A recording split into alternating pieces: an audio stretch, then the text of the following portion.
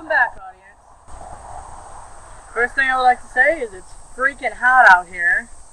So, if I'm a bit sweaty in this video, that's why. I'm sorry that I'm recording outside again. There's probably going to be some audio screw-ups, especially that annoying buzzing noise. But, anyway, on to this video. So, I was on GamePolitics.com, which is where there's articles mixing games and politics. There's a researcher in the UK who says that parents should be arrested for buying age-inappropriate games for their kids. He believes the rating system that apparently they've recently employed a rating system much like the US now, and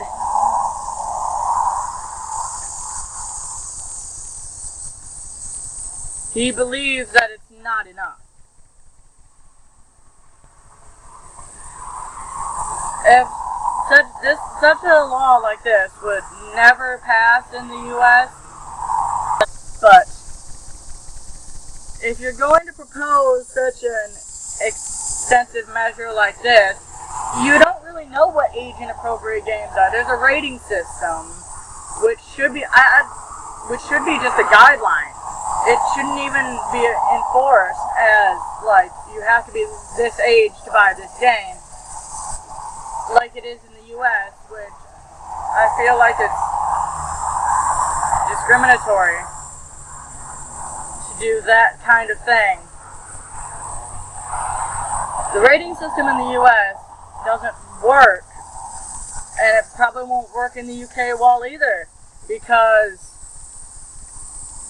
the definitions are too broad. Almost everything good is under the mature rating because of some little quirky thing, like if there's such and such amount of violence, or if there's any blood in it at all of a sudden it has to be freaking mature.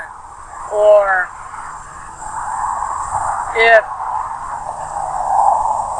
there's violence, gore, sexual content, or even vague sexual remarks, they rate everything as mature, and people's maturity levels differ. There are some adults that might not be mature enough to handle some of these things. There are some children who are perfectly ready to accept these things and can understand them better. It all depends on the way the parents teach the kids. It has nothing to do with the games themselves. So there's a lot of crimes that people say are inspired by video games and things like that when they're just looking for someone to blame. Because they don't want to believe that someone, regardless of if someone were to commit an act that was like based off a video game or something, then it doesn't change. Just because it was based off a video game, it doesn't change the fact that a violent act would have occurred. It just wouldn't have been the same violent act. It's just the way things happen.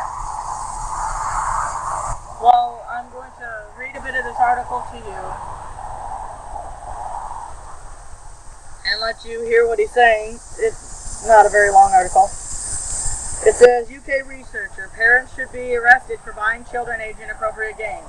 A Health Canal report details the concern of a critic of the UK's new video game rating system, saying that it will fail because it doesn't deal with irresponsible parenting.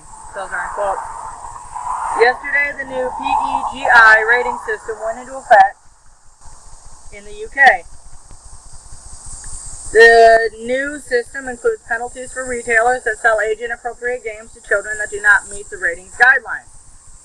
Speaking to the publication, Dr. Nick Robinson from the School of Politics and International Studies at the University of Leeds said that these new rules are just a smokescreen because the government is abdicating its responsibilities by not persecuting the parents who buy age-inappropriate games for their children.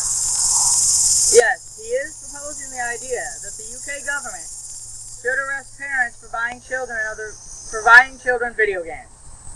I don't even think California State Senator Leland Yee, the author of the California video game law that was defeated by the Supreme Court in Brown versus EMA, would advocate such a strict policy. The new framework will not deal with the real problem of inappropriate games getting into the hands of children, says Dr. Robinson. It's politically expedient and has been developed to avoid tackling the real issue of irresponsible parenting.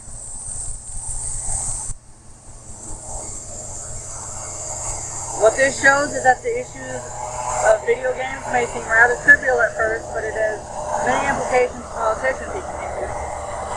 To really begin this sort of issue, the state would have to be prepared to prosecute parents who purchase and allow their children to play inappropriate games. Dr. Robinson went on to say that even in the midst of a strong push for educating parents about video games and video game rating, many parents in the U.S. still purchase mature games for their children. He thinks the same thing will happen in the UK. He goes on to point the finger at video game makers too. Historically, the companies that produce these games have been largely absolved from the burden of responsibility because it is seen as the job of the state and the regulator. He said, perhaps paradoxically, this means that this has legitimized the growth of more violent video games that developers are stealing from by the rated framework. Rating framework. Dr. Robinson's research on the subject appears in the current issue of the Political Quarterly under the title Video Game and Violence Legislation on the Politics of Confusion. So that was the article. And people are uneducated about video games as it is. They say that there are all these violent video games and how they warp children or whatever. But it really goes from person to person. There are some people who, they shouldn't play mature games because they're not mature enough to handle it. But that should be at the parent's discretion or, the child's discretion themselves. I mean, children are not as stupid as people think they are. I mean, I've followed politics since 5th grade.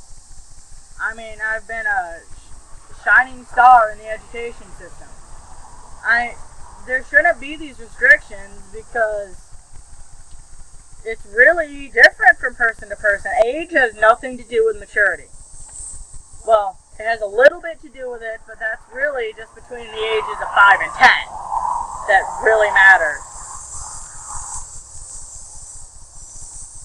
These are the things that people and legislators constantly do. It's usually the older people, too, because they didn't have these kind of advanced video games, and they don't know what it's like.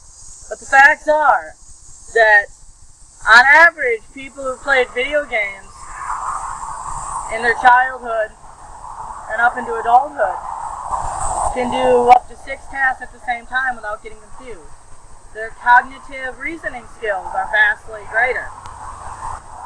Are you aware that the scientists in a AIDS research charity or company sent the puzzle out to some gamers to do to try to figure out a way to treat AIDS better and HIV. And the gamers solved it in 2 weeks, which took scientists like 2 years. Video games are, in fact, good for people. They improve your cognition. They help you multitask.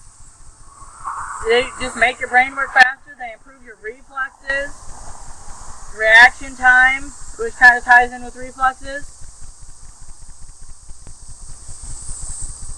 I mean, you can't police video games as if they're going to turn our children into murderers. If video games affected people, the majority of Facebook users would be farmers by now. Thank you for listening. Please tell me your thoughts, questions, concerns. And have a great day. One Naruto Master, out.